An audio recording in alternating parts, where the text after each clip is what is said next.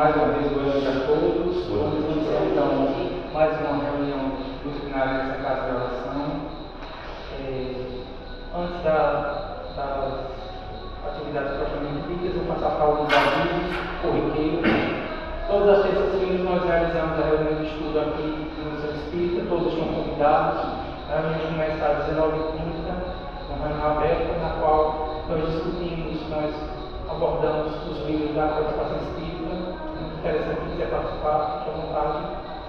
Às sextas-feiras são as reuniões doutrinárias, e todo sábado de cada mês nós realizamos a entrega de cestas básicas para as famílias carentes cadastradas aqui no centro. Quem tiver interesse em participar, doar uma cesta ou doar um quilo de alimento, fique à vontade. Ali na entrada tem um cestinho, quem puder trazer um quilo de alimento. Ao trazer, a gente vai juntando esses quilos e a gente vai compondo novas cestas. A caridade moral é a mais simples, mas ela é necessária. E para o início das atividades, vamos convidar a irmã Fernanda para fazer a leitura de João 9, sua lição 44, Tenhamos Fé.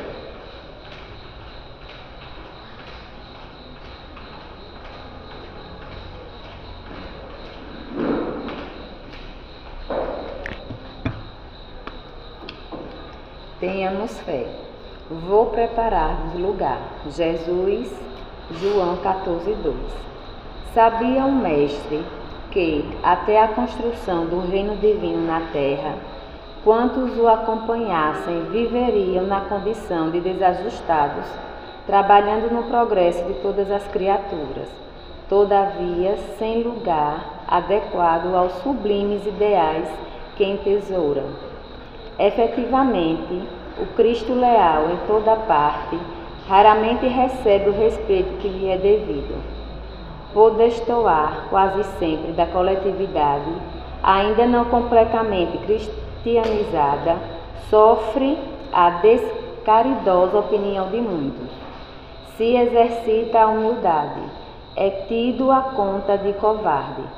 Se adota a vida simples, é acusado pelo delito de relaxamento. Se busca ser bondoso, é categorizado por tolo. Se administra dignamente, é julgado orgulhoso. Se obedece quanto é justo, é considerado servil. Se usa a tolerância, é visto por incompetente. Se mobiliza a energia, é conhecido por cruel. Se trabalha devotado, é interpretado por vaidoso. Se procura melhorar-se, assumindo responsabilidade no esforço intensivo das boas obras ou das preleções consoladoras, é indicado por fingido. Se tenta ajudar o próximo, abeirando-se da multidão, com os seus gestos de bondade espontânea, muitas vezes é taxado de personalista e oportunista, atento aos interesses próprios. Apesar de semelhantes conflitos, porém, prossigamos agindo e servindo em nome do Senhor, reconhecendo que o domicílio de seus seguidores não se ergue sobre o chão do mundo. Prometeu Jesus que lhes prepararia lugar na vida mais alta. Continuemos, pois, trabalhando com duplicado fervor na sementeira do bem, à maneira de servidores provisoriamente distanciados do verdadeiro lar. Há muitas moradas na casa do Pai, e o Cristo segue servindo adiante de nós. Tenhamos fé, que assim seja.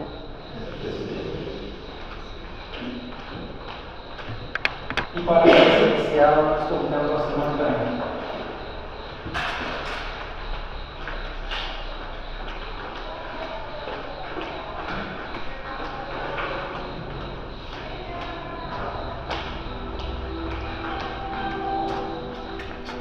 Boa noite a todos. Vamos elevar nossos pensamentos a Deus em agradecimento por estarmos aqui mais uma vez, reunidos em nome de Jesus, buscando seus ensinamentos, buscando sua luz. Vamos pedir aos Espíritos iluminados que certamente estão aqui conosco para abençoar e orientar nossa irmã Aparecida, a fim de que ela transmita o fruto dos seus estudos com clareza, com amor e que assim nós sejamos capazes de receber também, aprender o que foi nos ensinado e colocar em prática. Que assim seja e graças a Deus.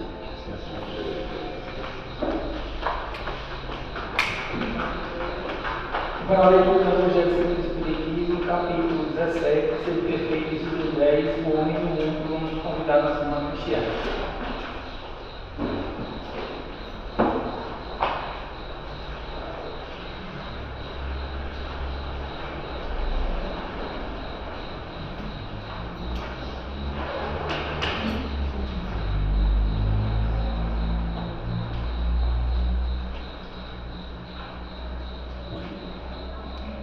Boa noite a todos. O homem no mundo, um espírito protetor. Um sentimento de piedade deve sempre animar o coração daqueles que se reúnem sob o olhar do Senhor, implorando a assistência dos bons espíritos. Purificai, portanto, os vossos corações. Não consistais que pensamentos fúteis ou mundanos os perturbem. Elevai o vosso espírito para aqueles a quem chamais, a fim de que eles possam, encontrando em vós as disposições favoráveis, lançar em profusão as sementes que devem germinar os vossos corações, para neles produzir os frutos da caridade e da justiça.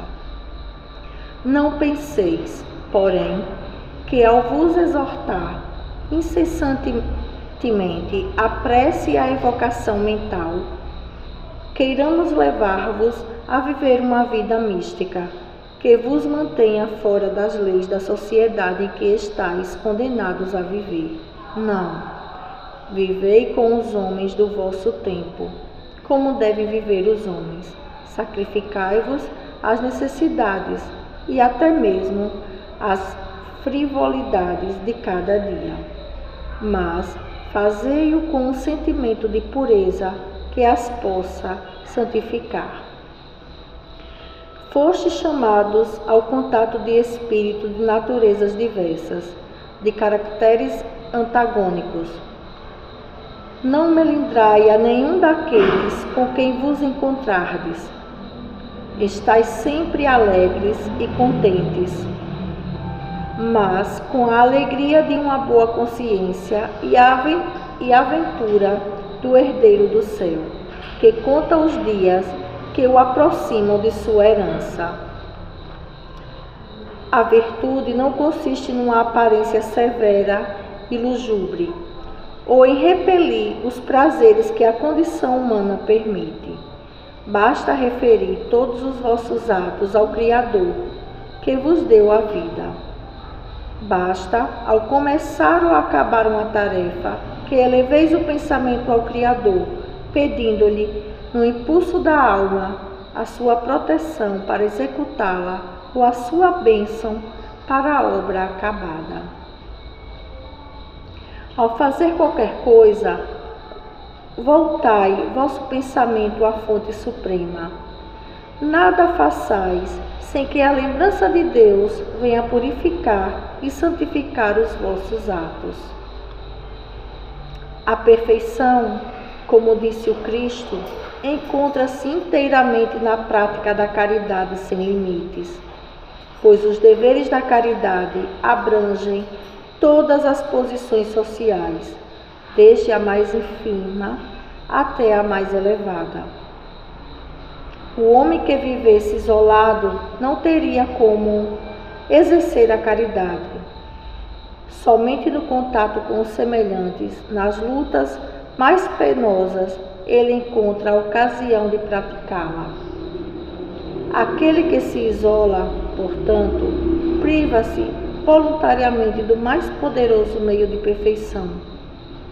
Só tendo de pensar em si, sua vida é a de um egoísta. Não imagineis, portanto, que para viver em constante comunicação conosco, para viver sob o olhar do Senhor, seja preciso entregar-se ao silício e cobrir-se de cinzas. Não, Não. Ainda uma vez, não.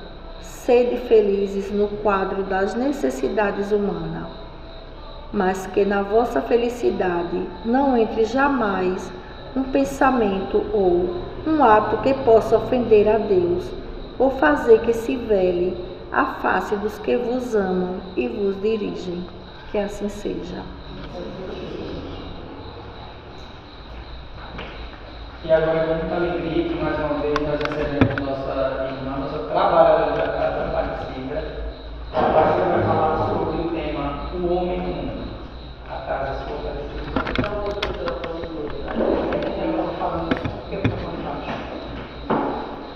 Precisa moldar aí. Boa noite a todos. Deixa eu falar. Que a paz do Mestre Jesus nos ampare, nos assista nessa noite. O capítulo 17 do Evangelho segundo o Espiritismo vai falar das características da perfeição, algumas características da perfeição.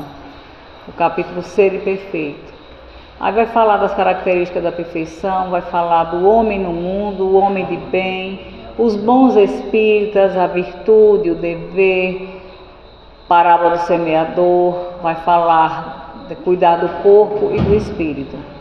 E nós resolvemos falar sobre o homem no mundo. Quem é esse homem? Nós. E o que é que nós viemos fazer nesse mundo? Qual é o propósito? Qual é o propósito de estarmos aqui no mundo? Será que a gente veio aqui por acaso? E como é essa nossa passagem do túmulo, do berço ao túmulo? Porque nós viemos do berço, estamos caminhando para o túmulo, fisicamente. Espiritualmente a gente prossegue. Mas qual é o sentido de estarmos aqui? Na questão 132 do Livro dos Espíritos, Kardec vai perguntar qual o objetivo da encarnação. Ele não fala reencarnação, porque a reencarnação são as várias encarnações, as várias oportunidades. Mas qual o sentido da encarnação? E os Espíritos vão responder a Kardec que Deus impõe a encarnação aos Espíritos para lhes fazer progredir. Nós não somos, para lhes fazer evoluir. Nós não somos evoluídos, mas nós somos perfectíveis, vamos chegar a essa perfeição. Então, é muito importante que nós entendamos qual é a nossa missão aqui na Terra. Então, no Evangelho segundo o Espiritismo, Kardec vai nos dizer o seguinte, que a passagem dos espíritos pela vida corporal é necessária. A passagem de cada um de nós aqui no mundo é necessária para que nós possamos cumprir por meio de uma ação material, ou seja, vestidos num corpo material, os desígnios cuja execução Deus lhes confia. Então, estamos aqui, cada um de nós é um projeto divino, cada um de nós tem a sua missão. E antes de virmos para cá, de adentrarmos no corpo físico, nós fizemos os nossos propósitos na erradicidade para estarmos aqui na Terra. Propósitos esses que a gente não lembra, graças à lei do esquecimento, que é uma bênção na encarnação, mas que existe latente dentro de nós, no inconsciente, uma intuição. Então, a gente está aqui para que a gente possa crescer, para que a gente possa evoluir. E ele continua, é necessário a bem deles, a bem dos espíritos, de nós, visto que a atividade que nós somos obrigados a exercer nos auxilia no desenvolvimento da nossa inteligência. Então, é no convívio um com o outro, é nas experiências da vida que nós vamos desenvolver a nossa inteligência intelectual, a nossa inteligência emocional, no convívio com as pessoas, no trato um com o outro, na troca de experiência. Então, é de fundamental importância. Por isso que nós precisamos mergulhar na carne e voltarmos. Emmanuel tem uma passagem que ele vai nos dizer numa psicografia, que os espíritos, eles encarnam no palco da vida encenando papéis cujo diretor é Deus. Então aqui, no que foi lido dessa passagem do homem no mundo, porque quando a gente pensa no homem no mundo, né, como é que está o mundo? O que é que nós estamos fazendo do mundo? Às vezes, de acordo com os acontecimentos, quando a gente vê o noticiário, quando a gente vê os últimos acontecimentos com tanta agressão, com tanta violência, né, a violência individual, a violência coletiva, com tanta corrupção, aí a gente diz, o mundo está perdido. Mas quem compõe o mundo? Não somos nós? Se o nosso mundo íntimo estiver bem, se cada um de nós, é assim que vai acontecer que a transição planetária, primeiro dentro de nós, para que a nossa vibração, para que a gente melhore a nossa energia e, consequentemente, a energia da nossa casa, né, terrena. Então, é importante, é fundamental que a gente, né, perceba que há um sentido maior para nós estarmos aqui. E aí, no que foi lido agora no capítulo 17, no item O Homem no Mundo, os Espíritos vão nos dizer que não julgueis todavia que, exortando-vos incessantemente à prece e à evocação mental, pretendamos que vivais uma vida mística, que vos conserve fora das leis da sociedade onde estáis convidados a viver, condenados a viver. Então os Espíritos nos exortam, nos orientam, né, nos motiva para que nós façamos as nossas orações e as nossas preces. Nos diz também que é importante que a gente faça a nossa evocação mental. O que é evocação mental? Está ali contrito, pensando em Deus, pensando no Criador, na sua grandeza, na sua bondade, fazendo as nossas preces, uma meditação. Mas não é pelo fato deles orientarem que a gente deve orar e que a gente deve fazer essas evocações mentais, as nossas meditações, que a gente tem uma vida mística, assim, clausura, e que viva afastado do mundo, das pessoas e da sociedade onde estamos condenados a viver. E não é assim. Porque nós que estamos no mundo não somos, mas estamos no mundo e precisamos viver como homens do mundo. Quando Jesus estava na terra, ele viveu como os homens daquela época. Ele sentava-se à mesa, ele comia como as pessoas daquela época, o pão, o peixe, tomava o vinho, vestia-se com uma túnica, como era o costume da época. Jesus não vestia uma túnica porque era Jesus, porque todos usavam túnicas, né? E essas túnicas eram estratificadas, né, por classe social. Então, se hoje ele estivesse na terra, ele ia conviver com as pessoas, ele ia sentar numa pizzaria, ele ia pregar num espetinho, ele ia pregar nas praças públicas, vestido como homens dessa época, com a calça jeans, com tênis, vivendo como homem da época.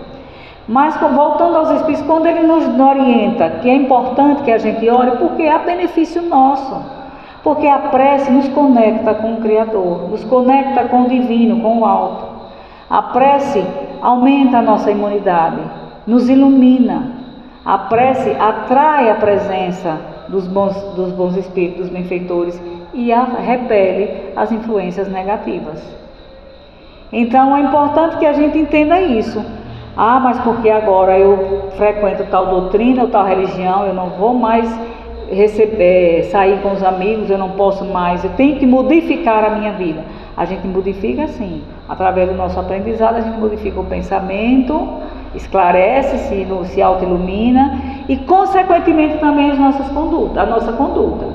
No caso, a doutrina espírita não impede nada, não proíbe nada. Ai, não pode vestir short, não pode comer carne, não pode fazer isso, não proíbe nada. O que é que ocorre? Como doutrina iluminadora, esclarecedora, transformadora, à medida que a gente vai conhecendo, vai contemplando, vai estudando, vai introjetando essas orientações, esses ensinamentos, nós automaticamente vamos mudando a nossa postura. Nós vamos mudando a nossa forma de ser, de pensar, de agir.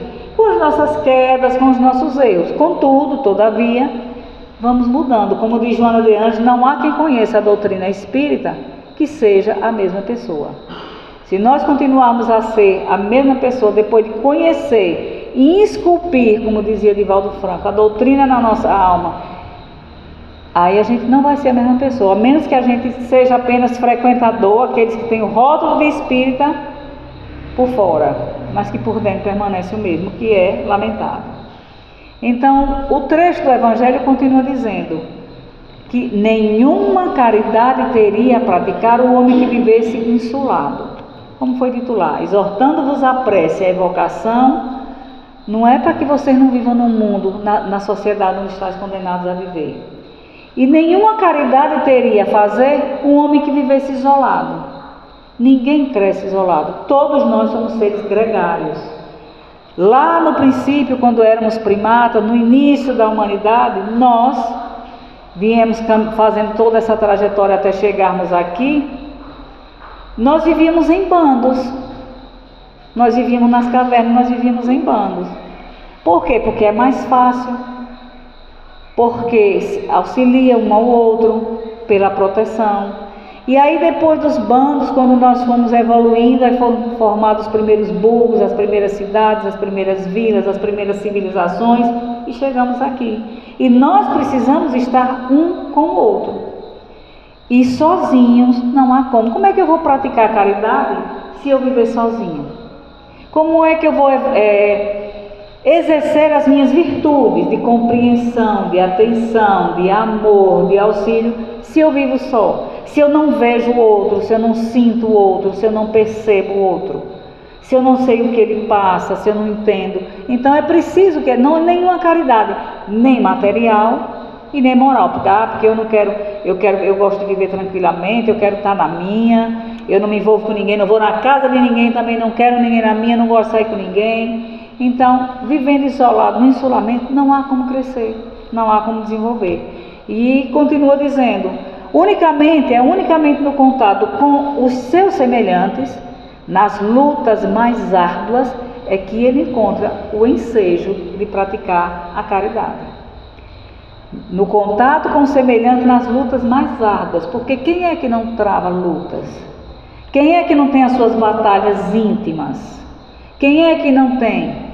Então, no contato é na família, é no trabalho, é na casa espírita. Quantas pessoas difíceis, quantos filhos, parentes nossos, no meio, na pequena sociedade, na nossa casa, quantas lutas quantas batalhas a gente trava? Porque somos diferentes uns dos outros. Então, é preciso que nós vivamos uns com os outros para que a gente possa crescer individualmente e coletivamente, para que a gente possa ser auxiliado e auxiliar nesse feedback que um vai tendo do outro, né? nessa relação. E aí no Livro dos Espíritos, na questão 768, os Espíritos vão dizer que o homem tem que progredir, e insulado, isolado, não lhe é possível, por não dispor de todas as faculdades. É-lhe necessário o contato com os outros homens e no insulamento ele se embrutece e se estiola, ele se apaga, ele se anula. Então, quando eu vivo em contato, né, eu troco experiência. Então, nós não dispomos de todas as faculdades. E aí é nessa troca um com o outro que um vai aprendendo, um tem habilidade disso, como se fosse uma grande máquina, e nós sendo peças dessa engrenagem para que funcione. Então, numa construção, por exemplo, um é muito habilidoso para levantar as paredes e rebocar. O outro tem a habilidade de encanação, o outro é eletricista, o outro tem a habilidade de quê? Do acabamento, do polimento. Né? Na nossa casa também, cada um tem uma habilidade. E por isso que Deus nos coloca em contato uns com os outros, para que nós não nos embruteçamos, não nos apaguemos. Tem uma historieta interessante de que um homem que fazia parte, eu acho que até que já contei aqui, a gente acaba se repetindo, ele fazia parte de um grupo, de uma sociedade, e por questões de melindre, porque a gente não se melindra, aqui eu tenho certeza que ninguém se melindra, e por questão de melindre, ele se afastou do grupo, por dias, por semanas, por meses, até que um dos companheiros foi até a casa dele Ele abriu a porta e estava ali em frente à lareira a se aquecer. E o amigo simplesmente entrou, olhou para ele, sentou-se ao lado e ficou a observar as chamas. Passaram ali algum tempo. Então, de repente, esse que foi visitar levanta, vai lá e pega um tição e tira da lareira e coloca assim mais afastado. E ficaram ali observando. Não demorou muito, o que é que aconteceu com o tição? Apagou. E aí um olha para o outro e o que foi visitado percebeu a mensagem, né? Ele estava se apagando. Então, no calor das companhias, no calor do grupo, mesmo tendo as diferenças, as incompatibilidades, é aí que a gente cresce. É aí que a gente tem a oportunidade de servir, a gente tem a oportunidade de desenvolver as nossas habilidades, competências, capacidades, virtudes. Somente um com o outro, porque Deus não deu todas as habilidades a nós. Nós não somos ao mesmo tempo médico, engenheiro, pintor, encanador, professor, caminhoneiro, padeiro, eletricista. Nós precisamos uns dos outros. Então, na questão 766, Kardec vai perguntar se a vida social está na natureza. Se é da natureza, conviver com as pessoas, conviver em sociedade, ao qual os espíritos vão responder certamente. Eles não dizem apenas sim. Certamente. Deus fez o homem para viver em sociedade. Não lhe deu inutilmente a palavra e todas as outras faculdades necessárias à vida de relação. Porque o que é vida de relação? É relacionar-se, é criar elo, é conectar-se. Então não foi à toa que Deus nos deu, além de outras faculdades, a maior de todas, o que difere o homem dos demais seres, a palavra. Porque é com a palavra que a gente se comunica. Desde que desenvolvemos a fala e desenvolvemos a escrita, facilitou-se a comunicação. Mas aí a gente pergunta, né? Não, Deus não lhe deu inutilmente a palavra. Como nós andamos usando a nossa palavra? Como é que estamos usando a nossa palavra? Na nossa casa, com os nossos filhos, pais, esposas, marido, no trabalho, na rua, na casa espírita, nas religiões, seja lá quais forem. Como é que está a nossa palavra? Está magoando, está entristecendo, está maltratando ou está iluminando, orientando, animando, conduzindo? Então nós temos o dom, esse talento, o dom da palavra. Vamos enterrar, né? E aí os espíritos, Kardec vai perguntar se é contrária à lei da natureza o isolamento absoluto, viver isolado, né? Mais do que nunca as pessoas estão assim, muitas têm milhões de amigos na rede social. Na vida virtual, na vida real, tem essa grande quantidade? Esses amigos estão realmente presentes? Será que estão? Né? Então, eu vivo isolado? Não, eu vivo na minha casa porque eu não quero conversar com ninguém, porque aqui eu peço delivery, o lanche chega, a comida chega, não preciso ir para o cinema porque eu tenho a Netflix, a minha casa é confortável, eu fico na minha cama sossegado, não quero conversa com ninguém, não quero ver ninguém. E isso vai, até certo ponto, é muito bom, a gente gosta de ficar sossegadinho na nossa casa, principalmente depois de uma semana de trabalho. Contudo, quando isso começa a se perpetuar, quando isso vai virando patológico.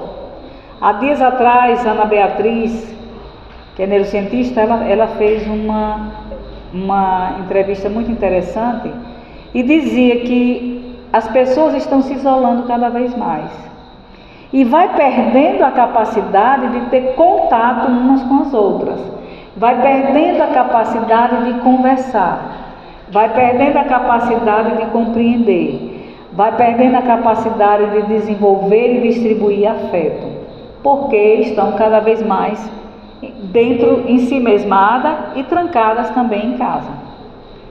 Né? Aí as redes sociais acabam facilitando, de certa forma, isso. É aquela história, milhões de amigos na rede, no campo virtual e raríssimos aquele que aquece, que tem o olho no olho, que pega na mão, raríssimo na vida real. Então os espíritos vão dizer a pergunta de Kardec, sem dúvida, pois que por instinto os homens buscam a sociedade e todos devem concorrer para o progresso, auxiliando-se mutuamente. Então é da lei da natureza que vivamos juntos, que saibamos viver, que saibamos desenvolver essa caridade. E aí no parágrafo seguinte, o Espírito que dá essa comunicação, ele vai dizer que não consiste a virtude em assumirmos severo e lúgubre aspecto, aquele sombrio, em repelirdes os prazeres que a vossa condição humana vos permite. Ah, porque eu sou espírita, eu dou palestra, eu não vou sair, eu não posso ir a festas, eu não posso sair no espetinho, na pizzaria, eu não posso sair com os amigos, não posso porque eu assumi, agora eu sou um religioso. Não é isso. Os espíritos não diziam isso. Jesus não disse isso a ninguém. Jesus comungava da vida com as pessoas, sobretudo a escória, a ralé, aqueles que eram alijados da sociedade, aqueles que eram discriminados. Então, por que você não aproveitar? É aproveitar com sabedoria, porque é tão salutar, é tão importante, os psicólogos dizem, todos dizem que é muito importante para a mente da gente que a gente saia com bons amigos, que a gente não se encontra, né, Viviane? Que maravilha, pena que durou pouco. Sair com amigos, conversar, nem que seja para comer um pão com café, para trocar ideias, uma conversa saudável. Não se juntar para falar da vida do outro, não se juntar para relatar o que os jornais passaram a semana inteira, das misérias, das mortes, disso, daquilo. Mas arejar a mente, isso faz muito bem. Aproveitar dos prazeres que a vida nos permite. Quando somos cristãos, observadores das orientações do Cristo, seja lá católico, seja lá evangélico, seja lá, nós vamos ter essas conversações, esses encontros de forma responsável. A nossa conversação será responsável, será movida a alegria, a coisas boas, e não falar mal de ninguém. Então essa vida, esse homem no mundo, ele passa por muitos desafios, e um deles é conviver com pessoas de caracteres diferentes. Diz aqui o trecho: sois chamados a estar em contato com espíritos de naturezas diferentes e de caracteres opostos. Ninguém é igual a ninguém.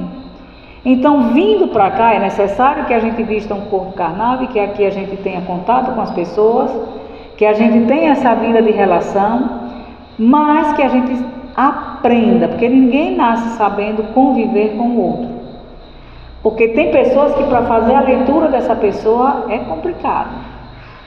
Tem pessoas, gente, desculpa, é porque a garganta já não...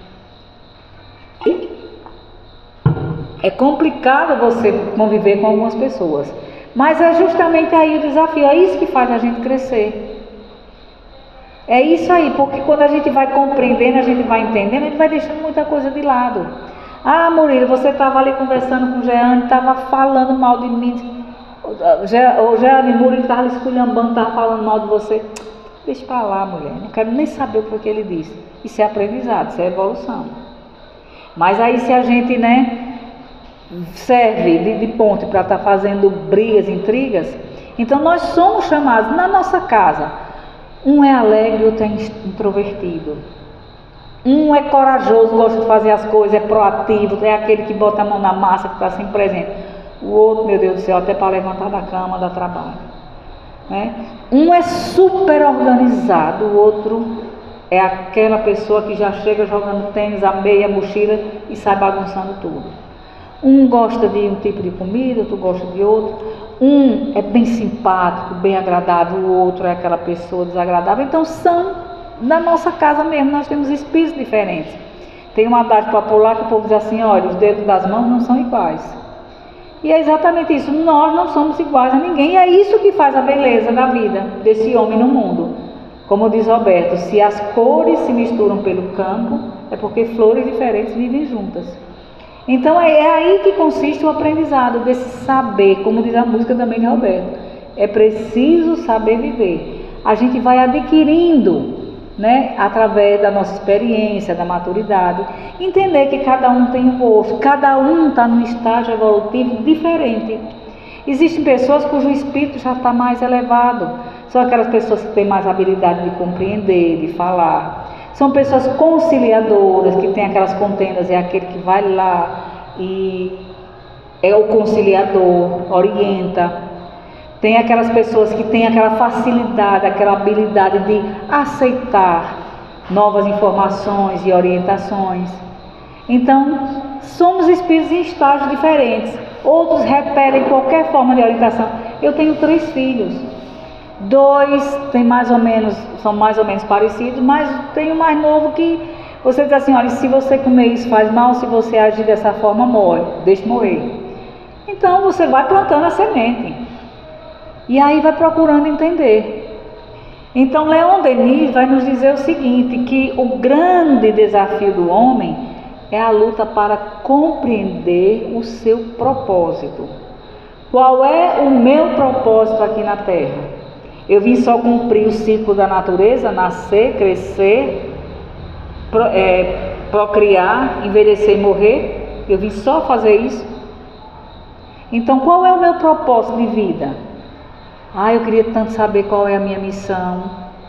Não precisa saber qual é a missão, basta que execute bem tudo que a vida lhe apresenta, os papéis que a vida lhe apresenta, como pai, como mãe, como funcionário, como empregado, como gestor, seja lá com o que for. Ser um bom cristão. Um dos nossos grandes desafios, e o outro ele vai dizer, o desafio de procurar a necessidade de superar a influência da matéria sobre os sentidos. Além de eu compreender o meu propósito aqui na Terra, eu tenho que procurar superar a influência da matéria sobre os sentidos. E como está difícil hoje em dia superar as influências, né, da carne, que chama os sentidos. O mundo está aí convidando para muitas coisas, para as farras, para a drogadição, para a prostituição, para o sexo, né, para a bebedeira, para a vida mundana, né, para que sejamos cada vez mais esse homem da boca para baixo, o homem só fisiológico, que só procura satisfazer as necessidades do corpo, porque a gente já vive para o corpo, trabalha para vestir o corpo, para alimentar o corpo, vai para a academia para manter o corpo. E as questões espirituais, porque o corpo, que a gente trabalha a vida toda para isso, ele vai para a terra, se decompor. E o espírito? Então aí a gente passa a vida toda juntando dinheiro, né, aquela coisa do dinheiro, e vai e deixa tudo aí. Então superar as influências da matéria e dos sentidos. Esse sentido que só me chama para as coisas mundanas, vamos nos esforçarmos para ver qual é o sentido da minha vida, né? O que é que eu estou fazendo aqui? Qual é o propósito de ter vindo para a Terra? O que é que acontece depois daqui? E ele diz a importância do aperfeiçoamento moral, intelectual, através do esforço pessoal. Deus não fez um hábil, perfeito, e o outro é aquele turrão, o outro é aquele ignorante, o outro não fez. Cada um tem que se esforçar. Aquele que já que tem uma natureza melhor hoje, é porque já galgou os degraus da autolapidação em vidas passadas. E veio já com aquilo que foi dito. Cada um está num estágio diferente. E Joana de Anjos vai nos dizer o seguinte, que o homem é um ser em constante evolução. Hoje, nós que acordamos hoje, nessa data, 14 de novembro, não somos o mesmo de ontem. Mas não somos o mesmo. As células já se modificaram, morreram milhões e nasceram outros, fisicamente. E em pensamento a gente também deve se transformar. Então, por que o homem é um ser em constante evolução? Porque nós somos herdeiros, né, de nossas experiências passadas. Quando nós dizemos assim, eu tenho karma, nada na minha vida dá certo, nós trouxemos muitos dos nossos problemas, das nossas dificuldades, dos nossos sofrimentos, são resultado daqui mesmo, das nossas escolhas, da nossa intransigência, da nossa forma de pensar, da nossa forma de agir. Contudo, existem outros que nós trouxemos por conta do que fizemos em vidas passadas. Nós somos herdeiros de nós mesmos. essa devastação toda que está tendo no planeta, essa poluição, o clima todo desregulado, nós estamos herdando o que foi feito e os nossos filhos, os nossos netos e bisnetos, se nada for feito, vai herdar muito sofrimento por conta das nossas ações. E ela vai nos dizer que, e em luta, nós, além de sermos herdeiros das experiências passadas, é uma luta para transcender os instintos primitivos. Quantos de nós, aí frequenta a casa espírita, faço estudo toda semana, tomo água purificada, tomo passe, faço o atendimento fraterno. Ai, que maravilha! Mas na primeira topada, no primeiro calo que me pisam, aí eu boto a fera que habita em mim, de vidas e vidas e vidas passadas, porque o homem primitivo, então a nossa luta para que a gente possa transcender esse homem primitivo, esse homem velho que habita em nós. Em que sentido? Na nossa moralidade, no nosso orgulho, na nossa vaidade. Há quantos milênios nós carregamos o orgulho, a vaidade, a ganância, a avareza, a preguiça, né, o orgulho, etc, etc, etc. Há quantos tem? Uns de acordo com o seu próprio esforço, galgando os degraus dentro da sua luta íntima, melhorando aqui e ali. Certamente, como diz o Evangelho, estamos hoje muito melhor do que fomos há 100 anos atrás. E Joana diz que através do autoconhecimento e da prática do bem é que nós vamos conseguir tudo isso.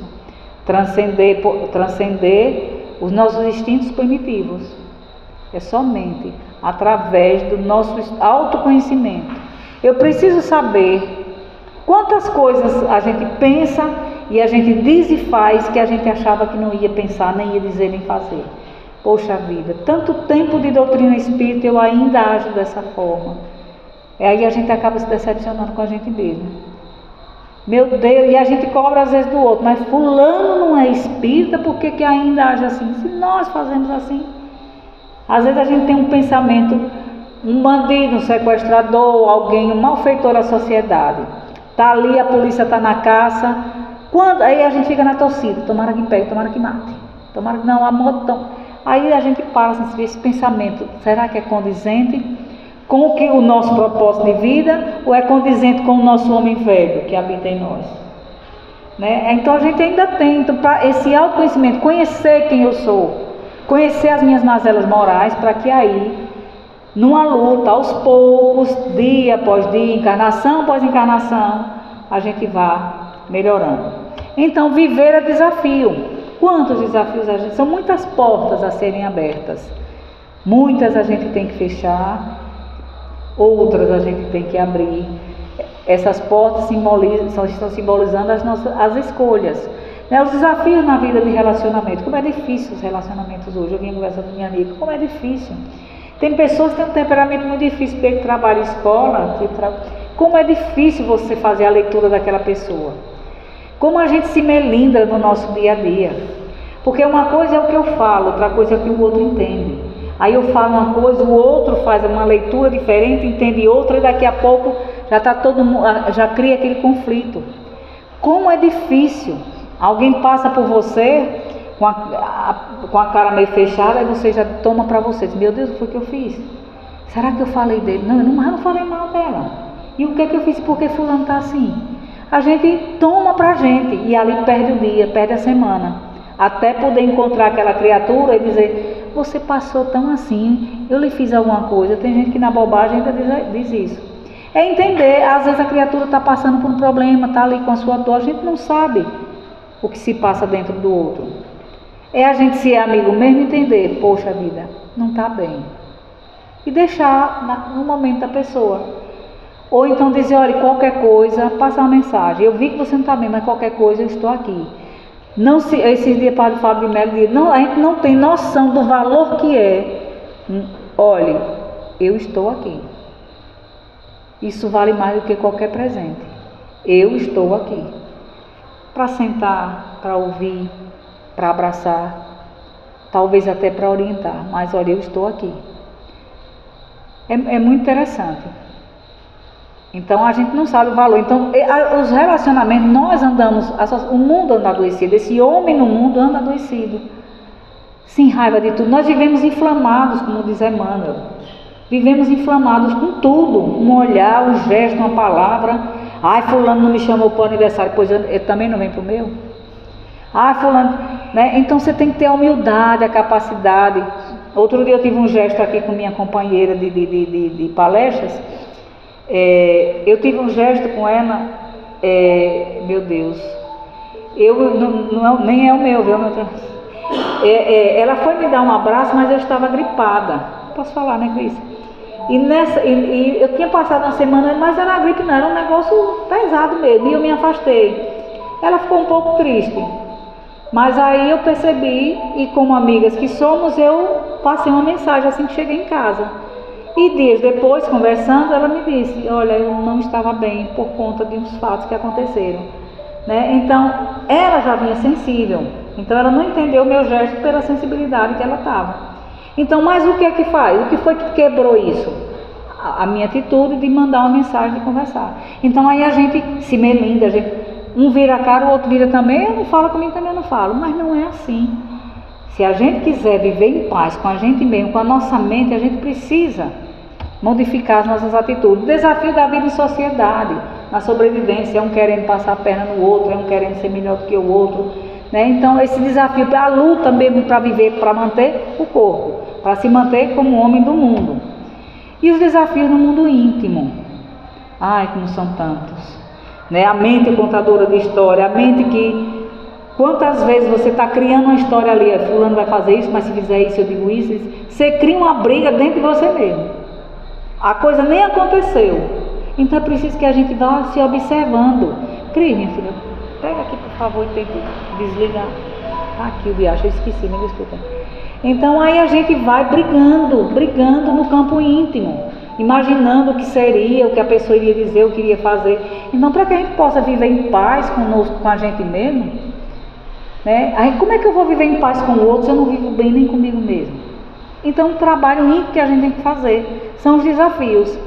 Então todos esses desafios que a vida nos oferece são convites silenciosos que ela nos faz, nos oferecendo a chance de renovar paisagens emocionais, repensar posicionamentos e principalmente redirecionar nossos caminhos para que nos conduzem para a felicidade. Então todos os desafios são convites silenciosos. Por que silenciosos?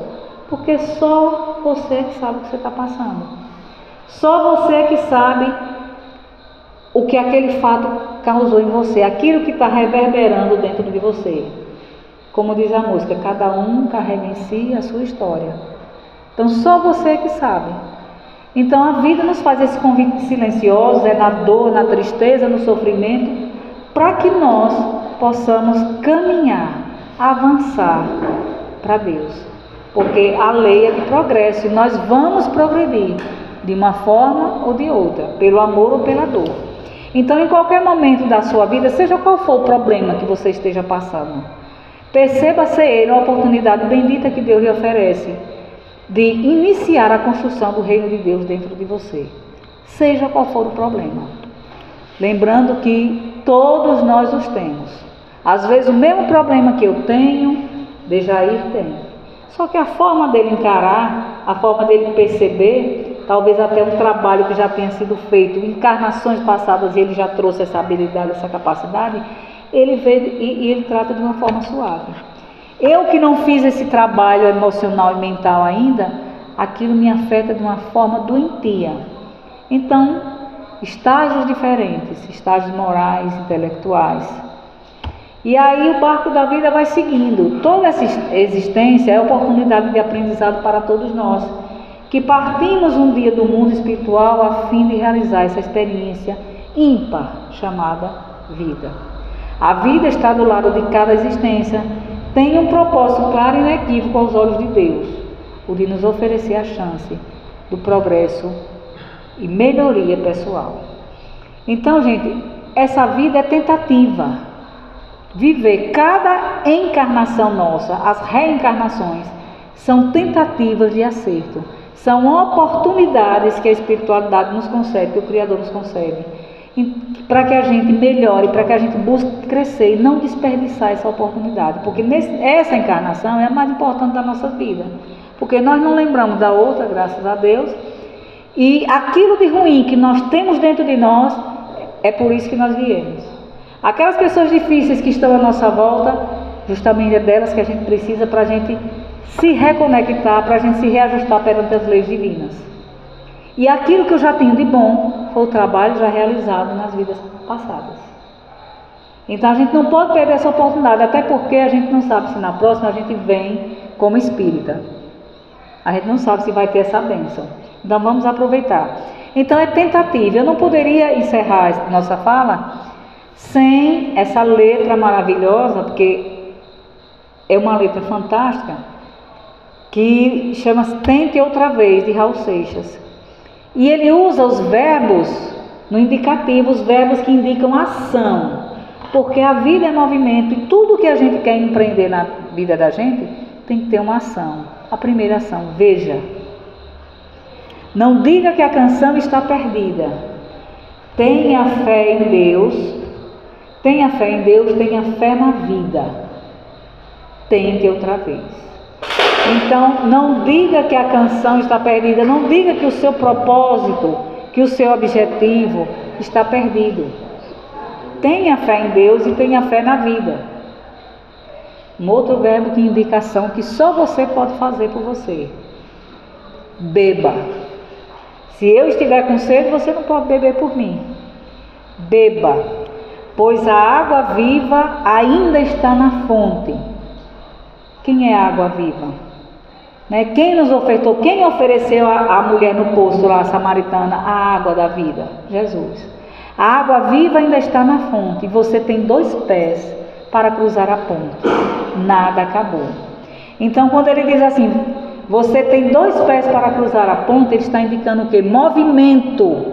É o movimento de sair de um lugar para o outro. Então, cruzar a ponte.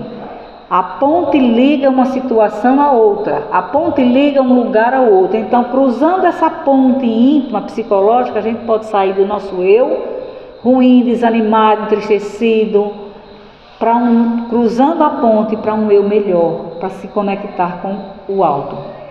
Porque normalmente na nossa vida a gente tem visto muros. Nós construímos muros. Muros que atrapalham os relacionamentos. Muros que afastam as pessoas. E a gente precisa construir pontes que vai ligar, que vai unir, que vai juntar. Então, para isso a gente precisa empreender o movimento. Você tem 2 pés para cruzar a ponte e tem 2 braços para fazer os muros. Questão de escolha. Como diz Jesus, a cada um, segundo as suas obras. E aí ele continua novamente com outro verbo de ação, Levante, tente e levante. Levante suas mãos sedentas e recomece a andar. Não pense que a cabeça aguenta se você parar. Há uma voz que canta, há uma voz que dança, uma voz que gira bailando no ar, que é a voz da consciência. Levante. Quando Jesus chamou Lázaro, Lázaro já estava sepultado há 3 dias. No entanto, Jesus não correu, não foi lá, não abriu, tirou a pedra da caverna e foi lá buscá-lo, não. Jesus se pôs de pé lá fora e pediu aos homens que fizessem aquilo que estava ao alcance dos homens. Retirem a pedra. O que estava no alcance dele, que os homens não seriam e não são capazes de fazer, ele fez. Vem para fora, Lázaro. E desperta Lázaro. Venha para fora, saia da escuridão da caverna e venha até a luz, até Jesus. Movimento. Levante. Então, se a gente quer se melhorar, se a gente quer melhorar a nossa saúde, a nossa vida, o nosso bem-estar, se a gente quer empreender alguma coisa, levante suas mãos sedentas e recomece a andar, porque a gente é sedento de amor, de compreensão, de alto amor, de alto perdão, de compaixão. A gente é sedento. E aí ele diz, não pense que a cabeça aguenta se você parar. Se parar, minha gente, mente é oficina, ou mente vazia, é a oficina do diabo. Aí vem os pensamentos, vem as memórias que a gente vai abrindo, as gavetas da memória, aquelas coisas ruins que passaram e vai vivendo disso. Daí a pouco a gente está amargurado. Então a cabeça, a vida é movimento. Como diz o adagio popular, enxada parada enferruja. Se a gente parar, a cabeça não aguenta. E movimentar de alguma forma. Ah, está aposentada, vá trabalhar, vá visitar os abrigos, os asilos, as pessoas, vá construir, vá fazer um curso, faça qualquer coisa. Mas não se permita parar. Que a vida é movimento. E aí ele continua dizendo, queira, mais um verbo de ação, que só depende de nós. Levantar depende de nós, beber depende de nós, tentar depende de nós, querer depende de nós. Basta ser sincero e desejar profundo. Você será capaz de sacudir o mundo. Vá, tente outra vez. Né? Então, quando a gente deseja, quando a gente tem um desejo sincero e deseja profundamente, a gente é capaz de sacudir o nosso mundo íntimo. Porque eu só posso sacudir o externo quando eu sacudo o interno. Eu só posso transformar, modificar o meu exterior, as pessoas que estão à minha volta, através do meu exemplo, quando eu me transformo. Porque o exemplo fala muito mais do que 1000 palavras. E aí ele continua mais uma vez pedindo que a gente tente e diz, e não diga que a vitória está perdida, porque é de batalhas que se vive a vida. Uma batalha atrás da outra. Quantas batalhas nesse ano, nesses dias, nesse tempo em que estamos aqui na Terra, quantas batalhas foram travadas. Mas a mais importante e a mais dolorosa é a batalha íntima, quando você se perde de você, quando você não se acha, quando você não se encontra, quando você não sabe o que fazer, com o que é, com o que tem, com as pessoas à sua volta, com seus propósitos. Então é isso que a gente precisa fazer. E aí não vamos esperar que os outros façam por nós. Ah, eu creio num mundo melhor. Não, eu crio um mundo melhor. O meu mundo íntimo, para que o mundo lá fora possa ser melhor. Então, minha gente, nós estamos, daqui uns dias, a ponto de comemorar o Natal. Daquele que veio, aquele que se fez amor, que foi o maior exemplo, nosso modelo e nosso guia. E que nos mostrou o guia, o roteiro seguro para que a gente, homem no mundo, possa viver bem, que é o seu Evangelho.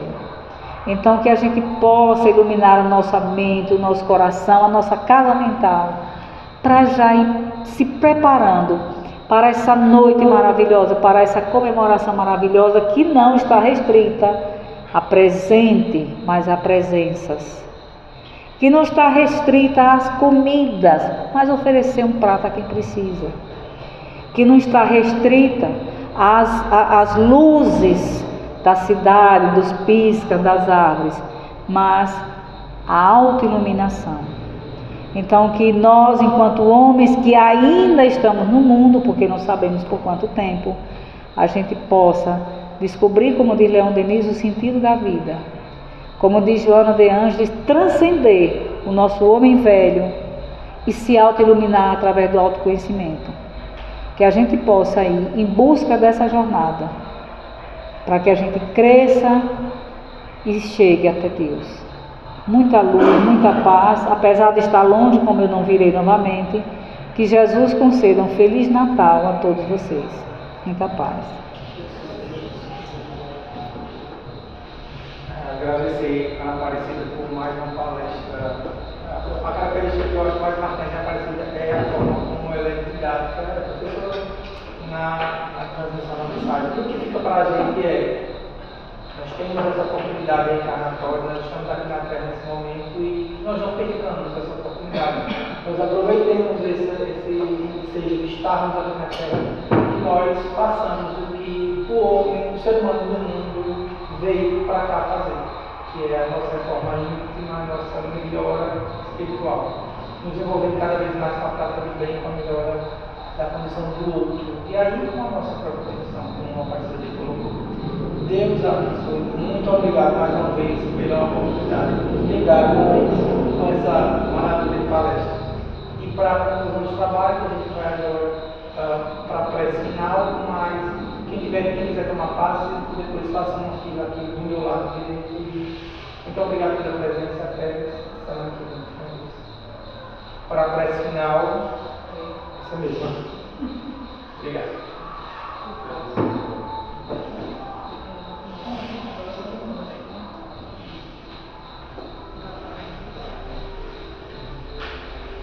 Vamos, irmãos, fechamos os nossos olhos, nos colocando numa posição confortável, receptiva, porque a espiritualidade aqui está atuando, trabalhando, que possamos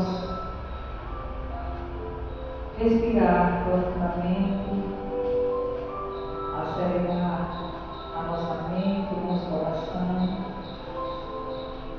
Sintamos nesse momento as batidas do nosso coração, tão importante para o primeiro homem criado no ser humano.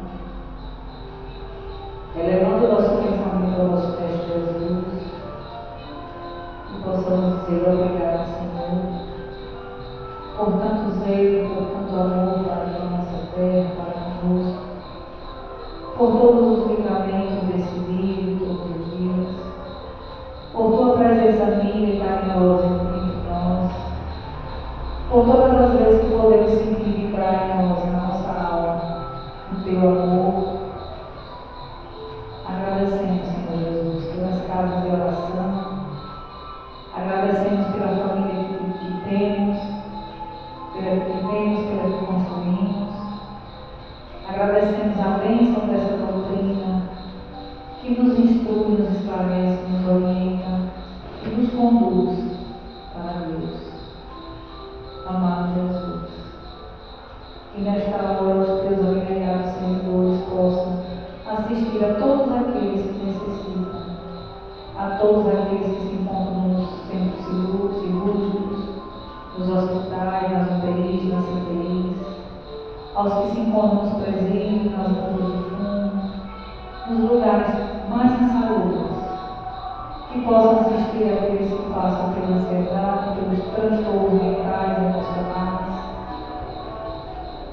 que eles possam expandir as energias de amor nesta cidade, nessa região, e que todos aqueles que estão pensando em suicídio, que tentaram no suicídio nesta noite, nesta madrugada, possam receber a visita dos vossos trabalhadores, dos servos de Maria de Nazaré, influenciando-lhes, estimulando-lhes e elevando a coragem, a fé, a alegria, para que possam resistir desse tentamento aqui. Abençoa, Senhor Jesus, a todos nós que aqui nos encontramos, nos conduz aos nossos lares, e que possamos sair daqui reflexivos, pensando no nosso papel de homem e mulher. Que assim seja.